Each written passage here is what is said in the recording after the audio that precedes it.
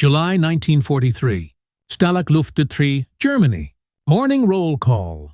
Flight Lieutenant Eric Williams watches German guards count prisoners. Same routine every day. Stand in formation. Get counted. Wait. The guards are thorough. Obsessive. They count twice. Sometimes 3 times. They search barracks randomly. Inspect tunnels constantly.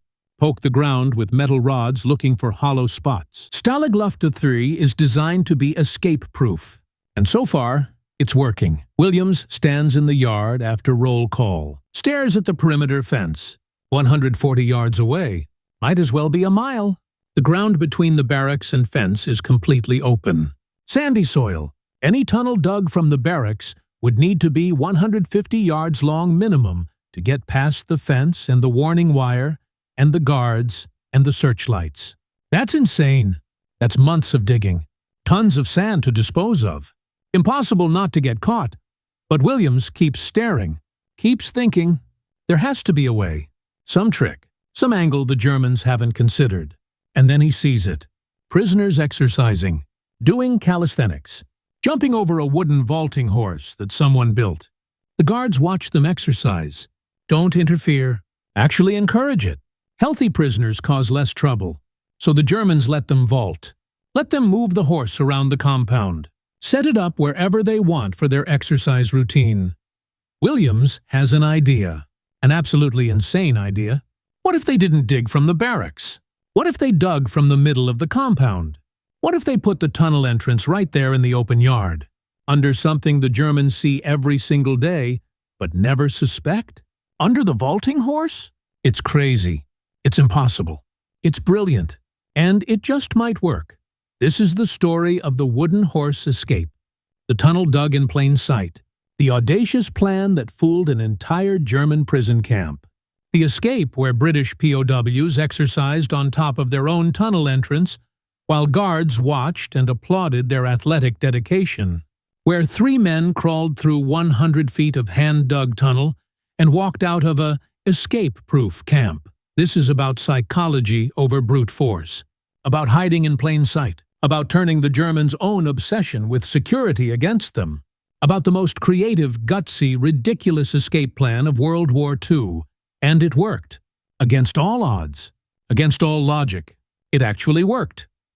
Let me give you context because understanding Stalag Luft 3 helps you understand why this escape is so remarkable. Stalag Luft 3 is a German POW camp near Sagan, about 100 miles southeast of Berlin, built specifically for Allied Air Force officers.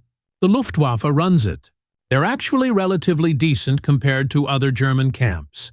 They follow Geneva Convention rules mostly. Feed prisoners adequately. Allow Red Cross parcels. Don't torture or execute POWs routinely. It's still prison. Still terrible. But not a death camp. The camp holds about 10,000 Allied airmen by mid-1943. Mostly British. Some Americans. Some Canadians and Australians. All officers. All shot down over Europe. All spending the war behind barbed wire. The camp is designed specifically to prevent escapes. The Germans learned from earlier camps where POWs escaped through tunnels. So Stalag Luft 3 has features specifically designed to stop tunneling. First, the barracks are built on stilts, raised about 2 feet off the ground. This lets guards patrol underneath. Check for tunnel shafts. Makes it impossible to dig straight down from inside a building. Second, the compound sits on sandy soil. Deliberately chosen. Sand is difficult to tunnel through. Collapses easily. Requires extensive shoring. And it's bright yellow. Completely different color from the surface dirt, which is gray. So if you're disposing of tunnel sand, it's obvious. The yellow sand stands out. Can't hide it easily. Third, the entire compound is built on a slight slope. This ensures no standing water, which means tunnels will be dry, which means they won't collapse from moisture. Wait, that sounds helpful. Why would Germans want dry tunnels? Because dry, stable soil makes it easier for guards to detect tunnels. They can probe the ground with metal rods. Listen for hollow spaces. Wet, muddy ground would mask those sounds. Dry ground doesn't. Fourth, A warning wire runs parallel to the fence, about 30 feet inside the perimeter. Prisoners aren't allowed past this wire without permission. Anyone crossing it gets shot. No warning, just shot. So even if you tunnel, you need to get the tunnel entrance far enough from the barracks that the exit is beyond the warning wire. That means longer tunnels, more digging, more sand disposal, more chances to get caught. Fifth, seismograph microphones are buried around the compound. These detect vibrations from digging. If you're tunneling and making noise, the Germans will hear it. We'll triangulate your position. We'll dig down and find you. This makes large-scale tunneling nearly impossible. The Germans are proud of Stalag Luft III. They call it escape-proof. The Commandant, Oberst Friedrich von Lindeiner, tells new prisoners on arrival, "Gentlemen, you are in the best-designed POW camp in Germany. Escape is impossible. You will spend the war here in safety and relative comfort. I advise you to accept this and stop wasting your time on escape attempts." The British prisoners hear this and immediately start planning escapes. Because that's what prisoners do. That's what officers are trained to do. Attempt escape. Tie up enemy resources. Make the Germans dedicate guards and equipment to camp security instead of the front lines. It's their duty, but the German security is good. Really good. Most escape attempts fail. Tunnels get discovered. Forged papers get spotted. Disguises don't work. The few POWs who make it outside the camp usually get recaptured within days. Very few make it home. By July 1943, morale is low. The Germans are winning the security war. Tunneling seems impossible. The sandy soil makes long tunnels impractical. The seismographs detect noise. The guards probe the ground constantly. Traditional escape methods aren't working. That's when Eric Williams starts thinking about the vaulting horse.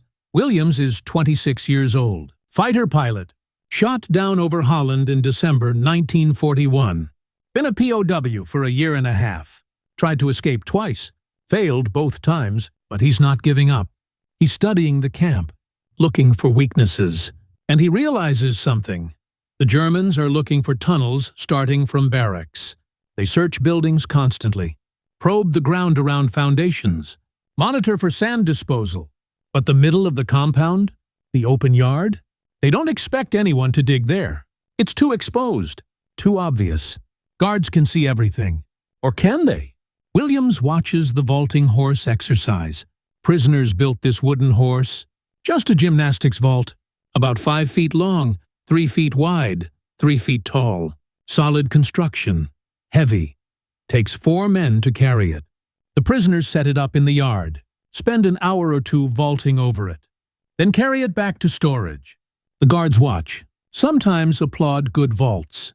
Think it's wholesome recreation. Healthy prisoners. What if, Williams thinks, they set the horse up in the same spot every day? What if they dug straight down under the horse? What if they hid the tunnel entrance directly under the vaulting horse? The prisoners exercise on top. The digger works underground. The Germans watch the vaulting, never suspect what's happening literally beneath their feet. It's insane. The guards are right there, watching. How do you dig a tunnel with guards watching you? But Williams realizes something crucial. The guards aren't watching the ground. They're watching the prisoners, watching for suspicious behavior, watching for escape attempts. But nobody suspects the vaulting horse. It's exercise equipment. Innocent, harmless, the perfect cover. Williams shares his idea with 2 friends, Lieutenant Michael Codner and Flight Lieutenant Oliver Philpott. They're experienced escapers, failed attempts behind them, but still determined. They listen to Williams explain the plan. Their first reaction, "That's insane." Their second reaction, "It might work." They start planning seriously, working out details. If they dig from the middle of the compound, the tunnel only needs to be about 100 feet long to get past the perimeter. That's less than half the distance from the barracks. Less digging, less sand disposal, faster completion. But massive problems remain. First, how do you hide the tunnel entrance? The Germans probe the ground with metal rods. If there's a hollow shaft, they'll find it. Second, how do you dispose of yellow sand from digging? The guards are watching constantly. Can't just dump it. Third, how do you dig without making noise that the seismographs detect? Fourth, how do you shore up the tunnel to prevent collapse?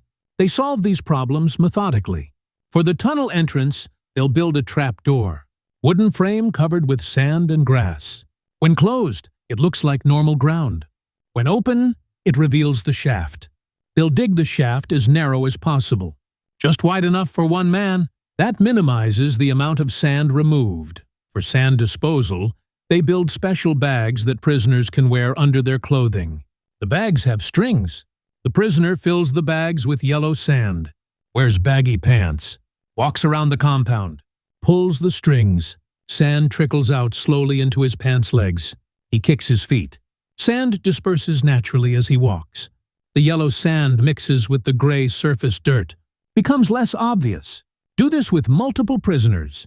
Dispose of the sand gradually throughout the day, never in large obvious piles. For noise, they dig slowly, carefully. Use wooden tools instead of metal when possible. Dig during times when other noise in the camp masks the sound. During exercise periods when prisoners are active. During aircraft flights overhead when engine noise drowns everything.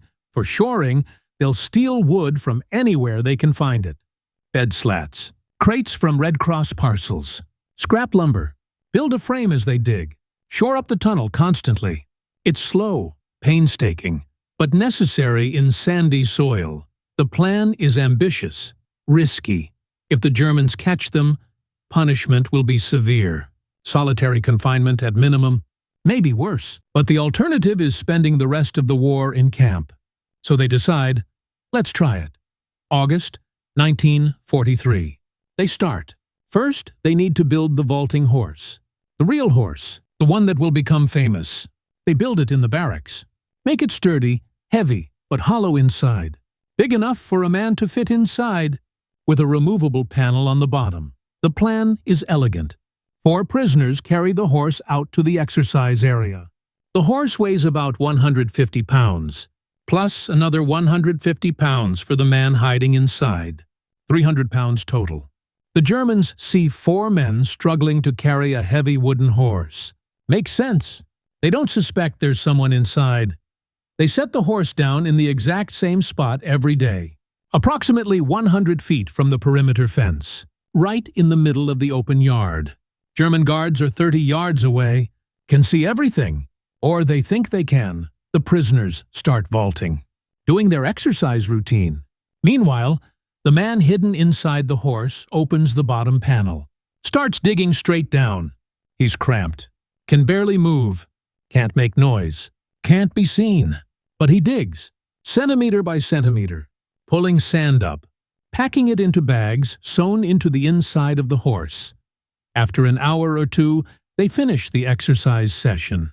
The digger inside the horse pulls up the trap door, covers the shaft opening.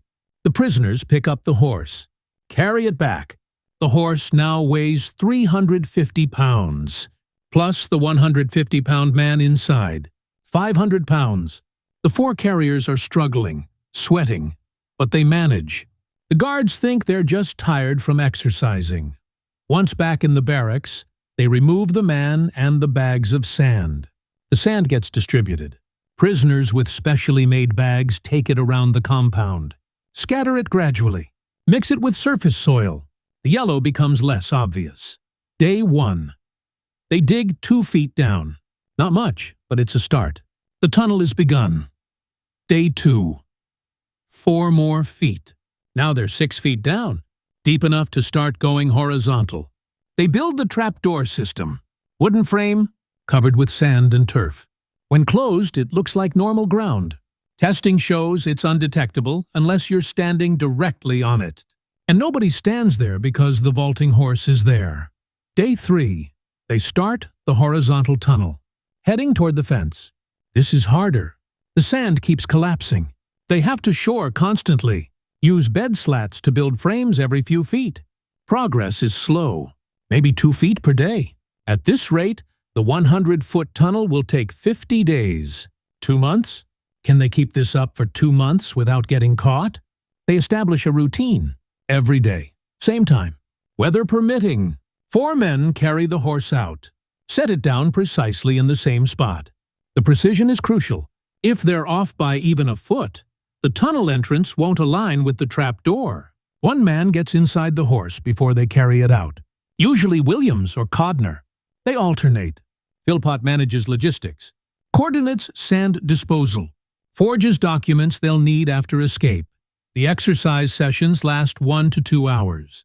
Long enough to dig a few feet. Short enough not to exhaust the carriers or make the guards suspicious. The prisoners vault enthusiastically. The guards watch. Sometimes comment on the prisoner's athletic prowess. Never suspect that underground, literally 10 feet below them, a man is digging a tunnel. The digging conditions are horrific. The man inside the tunnel works in complete darkness. Can't use light. Guards might see it. Works by feel. The tunnel is tiny. Maybe 2 feet wide, 2 feet tall. Can't stand. Can't turn around. Just crawl forward. Dig. Pull sand back. Pack it into bags. Crawl backward to the entrance. Send the bags up to the man inside the horse. Repeat. The air is terrible. Limited oxygen. The further the tunnel extends, the harder it is to breathe. They try to create ventilation. Use hollow bed posts as air pipes. Run them along the tunnel ceiling. Poke up through the surface near the vaulting horse. Disguise the opening with grass. It helps. Barely. The digger still ends each session drenched in sweat, covered in sand, gasping for air, completely exhausted.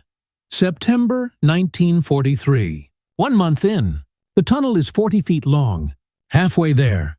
But problems are mounting. The sand disposal is getting harder. They've scattered so much yellow sand that the Germans are starting to notice. Suspicious yellow patches in the compound. The Germans increase ground patrols. Probe more frequently. The prisoners have to be more careful. Scatter less sand per day, which means digging slower, which means the tunnel takes longer, which means more chances to get caught. The seismographs are also a concern. The Germans mention hearing unusual vibrations.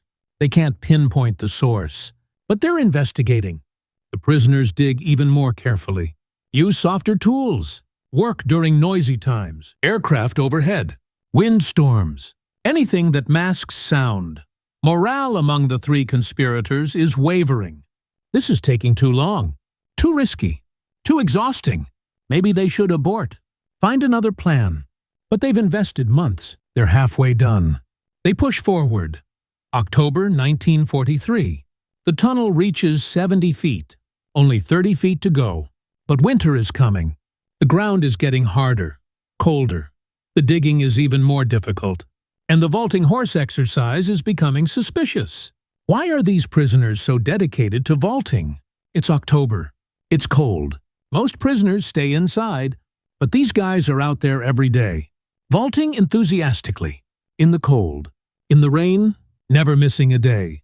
The Germans start paying closer attention. Guards watch the vaulting sessions more carefully. Walk around the horse. Inspect it. Look underneath. But they see nothing. The trapdoor is perfectly camouflaged. The tunnel entrance is invisible. The Germans don't suspect. But the scrutiny is nerve-wracking. One mistake. One guard standing in the wrong place at the wrong time. One casual probe of the ground. And it's over. October 29th. The tunnel is complete. 104 feet. Exits beyond the perimeter fence. Beyond the warning wire. In a small wooded area outside the camp. Perfect. They dig the exit shaft. Carefully. Slowly. Don't want the ground above to collapse prematurely. They break through. Fresh air floods the tunnel. After months of stale, sandy, suffocating air, that first breath of outside air is intoxicating. The tunnel is ready. Time to escape. They plan the escape for that night. October 29th, 1943. 3 men will go. Williams, Codner, and Philpott. They've prepared everything. Forged papers, civilian clothes made from dyed uniforms, maps drawn from memory, and Red Cross materials. A little money saved from packages. Not much, but enough maybe. The plan. After evening roll call, they'll slip away from the barracks. Make their way to the vaulting horse location. Open the trap door! Crawl through 104 feet of tunnel. emerge outside the camp, then split up. Williams and Codner will head west together, try to reach France, then Spain. Philpott will go north alone, try to reach the Baltic coast, steal a boat to Sweden. It's risky. They have no guarantees. The tunnel might collapse. They might get caught entering it. They might emerge right in front of a guard. Once outside, they might get captured immediately, or they might make it, might actually get home. That hope, that tiny sliver of possibility. That's why they do this. Evening of October 29th. Roll call completes. The prisoners return to barracks. Williams, Codner, and Philpott slip away. Move carefully through the compound. It's dark. Guards are less observant at night. They reach the vaulting horse location. Find the trap door by memory. Carefully open it. The tunnel entrance yawns black below them. Williams goes first, crawls into the shaft, disappears into darkness. Codner follows, then Philpott. They pull the trap door closed from inside. From above, the ground looks undisturbed. Just another patch of dirt. The crawl through the tunnel takes 45 minutes. It's terrifying. Pitch black, cramped. The air is terrible. The walls feel like they're closing in. Every sound could be the tunnel collapsing. Every breath could be the last. But they keep crawling, keep moving forward, keep pushing toward freedom. Williams reaches the exit shaft, carefully pushes up the covering, looks around, no guards visible. The exit is perfectly placed, hidden in trees, dark. He climbs out, waits for Codner, then Philpott. All three make it. They're outside the camp, outside the wire, free. They split up. Williams and Codner head west, Philpott north. They disappear into the night. The tunnel remains undiscovered. The guards have no idea 3 prisoners are gone. The next morning, roll call happens. The Germans count again. 3 prisoners missing. Alarm. Panic. How did they escape? Where's the tunnel? The guards search frantically. Inspect every barrack. Probe the ground everywhere. Check the perimeter. Nothing. No tunnel. No hole in the fence. No evidence of escape. It takes them 2 days to find the tunnel. 2 days of searching. Finally, someone probes the ground near where the vaulting horse used to be set up. Hits something hollow. They dig. Find the trap door. The Germans are stunned. A tunnel from the middle of the compound. Right where they watched prisoners exercise for months. Right under their noses.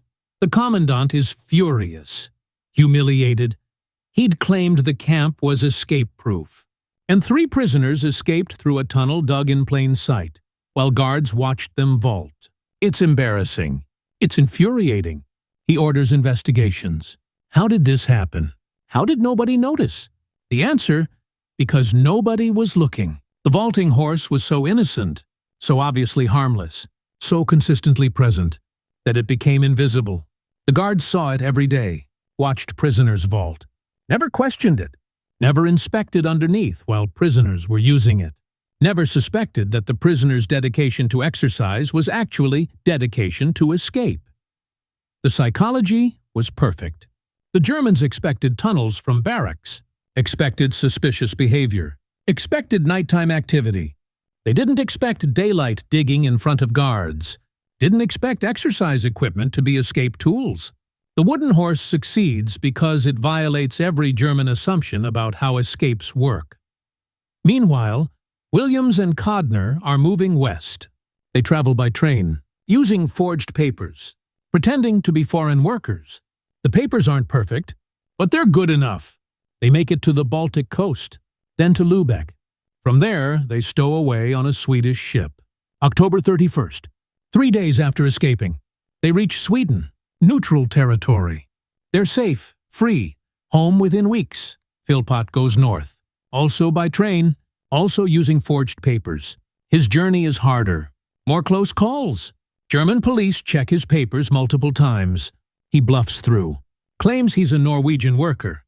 Barely speaks German. Acts confused. It works. Barely.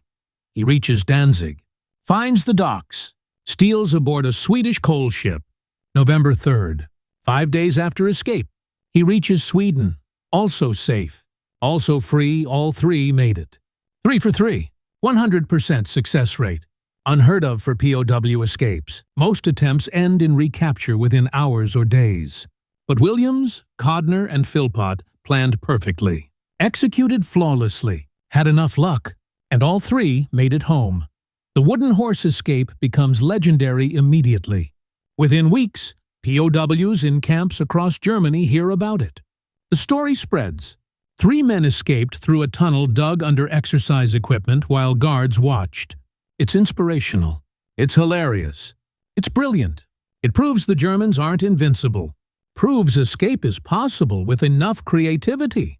The German reaction is interesting. On one hand, they're humiliated. On the other, they're grudgingly impressed. The ingenuity, the audacity, the psychological understanding. It was a masterpiece of deception. Even the Germans admit that.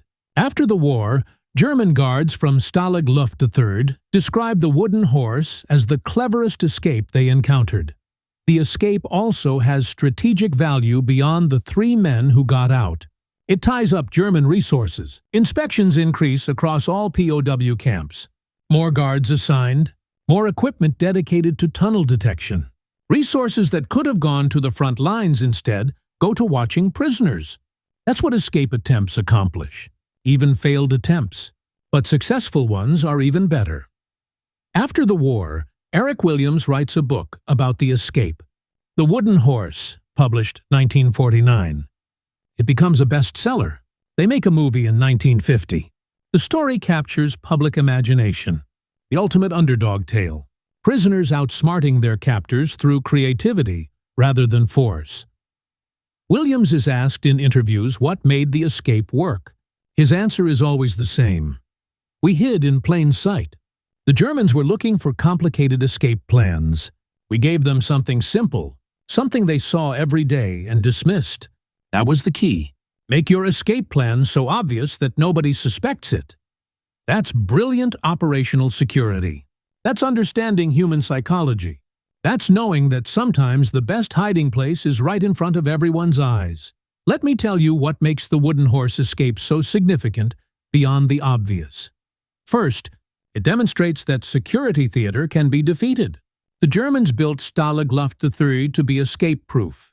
They implemented layers of security. Seismographs, raised barracks, sandy soil, ground patrols. But all that security focused on traditional escape methods. They never considered someone would dig in plain sight. The wooden horse exposed that blind spot. Second, it shows the power of psychology over physical resources. The tunnel itself wasn't special.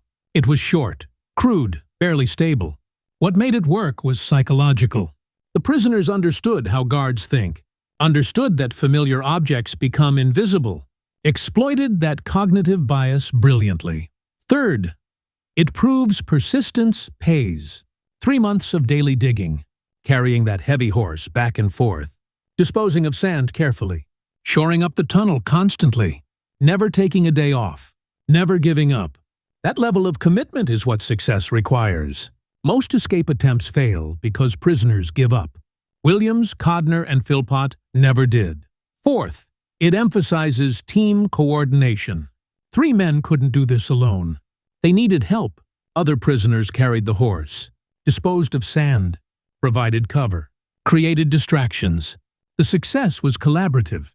That's important. Real achievement requires cooperation. Fifth, it demonstrates creative problem-solving under constraints. They couldn't dig from barracks. Too obvious. They couldn't dig at night. Too suspicious. They couldn't use metal tools. Too noisy. Every constraint forced creative solutions. The vaulting horse, the sand disposal bags, the wooden shoring. Innovation emerged from necessity.